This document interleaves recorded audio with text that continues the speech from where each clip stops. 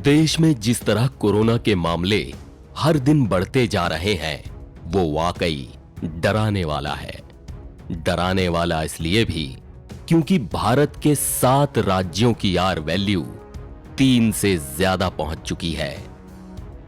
सबसे पहले तो जो लोग नहीं जानते कि आर वैल्यू क्या है तो बता दें कि दरअसल ये एक मैथमेटिकल टर्म है जो बताता है कि कोई वायरस कितना ज्यादा संक्रामक है। इस वैल्यू में होने वाला छोटे से छोटा बदलाव भी काफी अहम होता है। आर नंबर या वैल्यू का 1 पर होना जरूरी है। वैल्यू के 1 के ऊपर या नीचे जाने से पूरा खेल बनता और बिगड़ता है।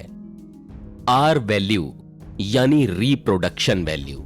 इसी आर वैल्यू से पता चलता है कि कोरोना से इन्फेक्टेड एक व्यक्ति से कितने लोग इन्फेक्ट हो रहे हैं या हो सकते हैं। अगर आर वैल्यू 1 से ज्यादा है तो इसका मतलब है कि केस बढ़ रहे हैं, और अगर ये वैल्यू 1 से कम हो रही है तो यानी केसेस घट रहे हैं। मसलन अगर 100 लोग कोरोना वायरस से संक्रमित हैं और अगर उनके जरिए 100 और लोग संक्रमित हो जाते हैं तो आर वैल्यू 1 होगी, और वहीं अगर उनसे 50 लोग ही संक्रमित हो रहे हैं तो आर वैल्यू 0.5 होगी। कुल मिलाकर आर वैल्यू से केसेस बढ़ने या घटने की रफ्तार का आकलन किया जाता है। संक्रमण की रफ्तार कम हो इसके लिए आर वैल्यू 1 से कम होनी चाहिए, लेकिन अभी के हालात अच्छे नजर नहीं आ रहे हैं क्योंकि भारत के 7 राज्यों की आर वैल्यू 3 से ज्यादा पहुंच चुकी है। अब जान लीजिए वो 7 राज्य कौन से हैं और वहां की आर वैल्यू कितनी है। झारखंड की आर वैल्यू 5 है, यानी झारखंड में एक कोरोना संक्रमित मरीज 5 और लोगों को संक्रमित कर रहा है। 4.55 आर वैल्यू के साथ दूसरे नंबर पर है बिहार, तो वहीं दिल्ली की आर वैल्यू 4.35 है।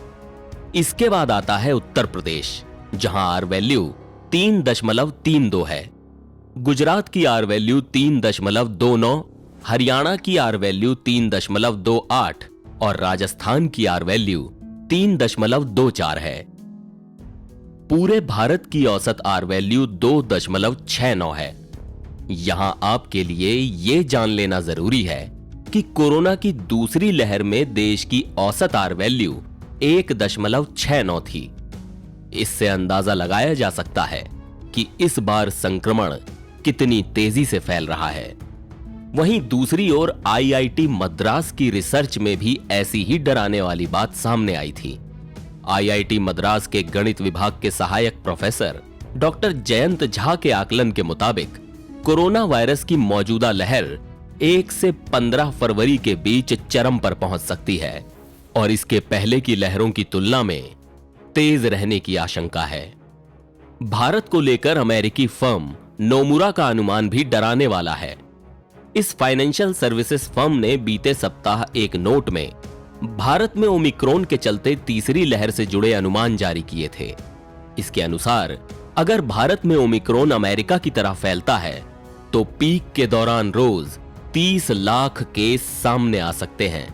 अपनी चेतावनी में फर्म ने कहा कि ओमिक्रॉन की वजह से भारत की स्वास्थ्य व्यवस्था चरमरा सकती है, और अगर भारत में ओमिक्रॉन संक्रमण के हालात दक्षिण अफ्रीका जैसे रहे तो रोज 7,40,000 मामले सामने आने का अनुमान लगाया गया है।